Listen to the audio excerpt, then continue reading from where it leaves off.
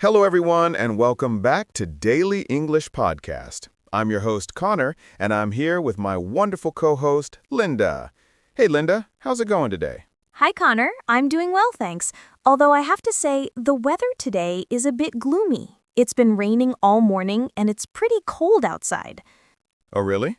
That's funny because where I am, it's actually quite sunny and warm. I guess that's perfect timing for today's topic because we're going to talk about weather and seasons.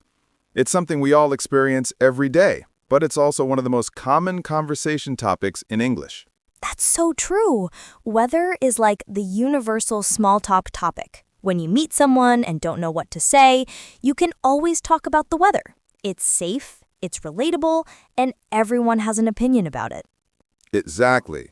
And for our listeners learning English, weather vocabulary is really useful because you'll hear it and use it all the time.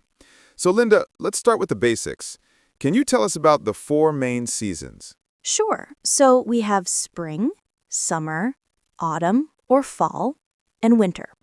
In spring, the weather starts getting warmer, flowers bloom, and everything feels fresh and new. Summer is the hottest season with long days and short nights. Autumn, or fall, is when leaves change color and fall from the trees, and the temperature starts to drop. And winter is the coldest season with short days and long nights. Perfect explanation. Now, it's interesting because not everyone experiences all four seasons clearly. It really depends on where you live in the world. Linda, where did you grow up, and what were the seasons like there? I grew up in a place with very distinct four seasons. We had hot summers, cold winters with lots of snow, and beautiful spring and autumn months in between. I actually loved having four seasons because each one brought something different. What about you, Connor? I grew up in a place with milder weather. Our winters weren't too cold and our summers weren't too hot. We didn't get much snow, which I was always a bit sad about as a kid. I remember watching movies with snow and thinking it looked magical. Oh, snow is beautiful when you first see it. But living with it for months can be tough. You have to shovel your driveway, the roads get slippery, and everything takes longer. But I do miss those cozy winter days inside with hot chocolate. That does sound nice. Speaking of winter, what's your favorite season and why? I think I'd say autumn is my favorite. I love the colors, the crisp air, and the feeling of change. Plus, autumn fashion is the best. You can wear sweaters, scarves, and boots. The weather is cool, but not too cold. What about you, Connor? I'm definitely a summer person. I love the long days, the warm weather, and being able to spend time outside. I like going to the beach, having barbecues, and just feeling the sun on my face. Though I know some people find summer too hot. That's true. Some summers can be unbearably hot, especially with climate change making temperatures more extreme. Do you remember that heat wave a couple of years ago? It was so hot that even staying inside was uncomfortable. Oh yes, I remember that. It was brutal. That brings up an interesting point about extreme weather events. Let's talk about different types of weather conditions. We have the pleasant ones like sunny, warm, and breezy, but we also have the challenging ones like storms, hurricanes, and blizzards. Right, and weather can really affect our daily lives. A beautiful sunny day can put everyone in a good mood, while a week of rain can make people feel down. Have you ever noticed how your mood changes with the weather? Absolutely. On sunny days, I feel more energetic and motivated, but on dark, rainy days, I just want to stay in bed. There's actually a condition called seasonal affective disorder, or SAD, where people get depressed during certain seasons, usually winter. Yes, I've heard of that. It's quite common in places where winter days are very short and dark. The lack of sunlight affects people's mental health. That's why some people use special light therapy lamps to help them feel better. That's fascinating. So weather really does have a big impact on us. Let's talk about some common weather vocabulary. Linda, can you describe different types of rainy weather? Sure. So we have different words depending on the intensity. A drizzle is very light rain, almost like a mist. Light rain or showers are gentle and not too heavy. Then we have moderate rain, which is steady and noticeable. Heavy rain or downpour is when it's raining really hard. And a thunderstorm includes not just rain, but also thunder and lightning. Great breakdown. And what about temperature-related vocabulary? How do we describe how hot or cold it is? Well, for cold weather, we might say it's chilly, cold, freezing, or bitter. For hot weather, we can say it's warm, hot, boiling, or scorching. And then we have comfortable temperatures where we might say it's mild or pleasant. Perfect. Now, I think it's interesting how different cultures and countries have different relationships with weather. For example, in Britain, people talk about weather constantly. It's like a national obsession. That's so true. And I think it's because British weather is so unpredictable. You can have sunshine, rain, and clouds all in one day. So people are always commenting on it and preparing for changes. Do you check the weather forecast every day?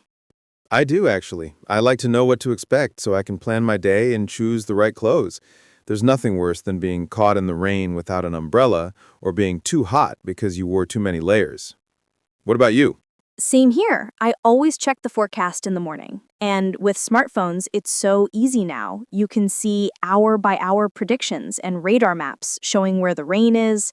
When I was younger, we had to wait for the weather report on TV or read it in the newspaper. Technology has really changed that. Though I have to say, weather forecasts aren't always accurate. How many times have you planned something based on the forecast, and then the weather was completely different? Oh, so many times, especially in spring and autumn when the weather is more unpredictable. I remember planning a picnic once because the forecast said sunny, and then it rained all day. Now I always have a backup plan. Smart thinking. Let's talk about seasonal activities. What are some things people typically do in different seasons? Well, in spring, people often do spring cleaning, plant gardens, and enjoy outdoor activities as the weather warms up. In summer, there's swimming, barbecues, camping, and beach trips. Autumn is great for hiking, apple picking, and enjoying fall festivals. And winter has activities like skiing, ice skating, and holiday celebrations. Those are all great examples. I think the change of seasons keeps life interesting. Imagine if every day was exactly the same weather-wise. It would get boring, don't you think? I agree, though I know some people move to places with consistent weather because they prefer that, like people who retire to warm, sunny places where it's always nice. But I do like the variety. Each season has its own charm and special moments. Let's talk about how weather affects different professions. Some people's jobs are really dependent on weather conditions, right? Oh, absolutely. Farmers probably think about weather more than anyone. Their entire livelihood depends on the right amount of rain and sunshine. Too much rain can flood crops, and too little can cause a drought. Then there are construction workers who often can't work safely in heavy rain or extreme cold. Right. And what about pilots and sailors? They have to constantly monitor weather conditions for safety. I imagine weather forecasting is crucial for them. Definitely. And even people in tourism and event planning have to consider weather. Outdoor weddings, festivals, and tours can all be affected by bad weather. I have a friend who's a wedding photographer, and she's always checking the forecast anxiously before outdoor weddings. That makes sense. What about extreme weather events? Those seem to be happening more frequently these days. Yes, unfortunately, climate change is making extreme weather more common and more severe. We're seeing stronger hurricanes, more intense heat waves, worse droughts, and heavier flooding. It's really concerning, and it affects millions of people around the world. It's definitely something we all need to be aware of and prepared for. Do you remember any particularly bad weather events from your childhood? I remember a big snowstorm when I was about 10 years old. School was canceled for 3 days, and the snow was so deep that we couldn't even open our front door. My dad had to climb out a window to start shoveling. As a kid, it was exciting because we got to play in the snow, but Looking back, I realize how disruptive it was for adults trying to work and manage everything. Those childhood snow days were magical, though, weren't they? I always hoped for snow days as a kid, even though we rarely got them where I lived. They were. Though now as an adult, I think about all the inconvenience. But kids don't worry about that stuff. They just see the fun possibilities. Do you think children today still get excited about weather like we did? I think so, though maybe a bit less because they have so much indoor entertainment now with tablets and games. When we were kids, a rainy day meant reading books or playing board games. Now kids can just watch videos or play online. That's a good point. Weather probably has less impact on entertainment choices now, but I think kids still love extreme weather events because they're exciting and break the routine. Absolutely. Let's talk about weather idioms and expressions. English has so many phrases related to weather. Linda, can you share some common ones? Oh, yes, there are tons. For example, when someone is feeling a bit sick, we might say they're under the weather. If you want to be prepared for difficulties, you weather the storm. When something is really easy, it's a breeze. And when you're very happy, you might be on cloud nine. Those are great. And there's every cloud has a silver lining, which means something good can come from a bad situation. Or saving for a rainy day, which means saving money for future difficulties. These idioms show how deeply weather is connected to our language and culture. Exactly. And different languages and cultures have their own weather-related expressions too. I think it's because weather is such a universal human experience. Everyone deals with it, so it makes sense that it becomes part of our language. That's a really good observation. Now, let's talk about regional differences in seasons and weather. The world is so diverse when it comes to climate. Right. Some places near the equator don't really have four distinct seasons. They might have a wet season and a dry season instead. And in tropical areas, it can be warm year-round. Meanwhile, places near the poles have extremely long winters with very little daylight. I find that fascinating. Imagine living in a place where the sun doesn't set for months in summer and then doesn't rise for months in winter. That must really affect people's daily rhythms and lifestyles. I can't even imagine. Our bodies are so used to the natural day-night cycle. That's why people living in those extreme environments often have special strategies to cope with it, like using special lights to simulate daylight in winter. Speaking of adapting to weather, how do people in different climates dress differently throughout the year?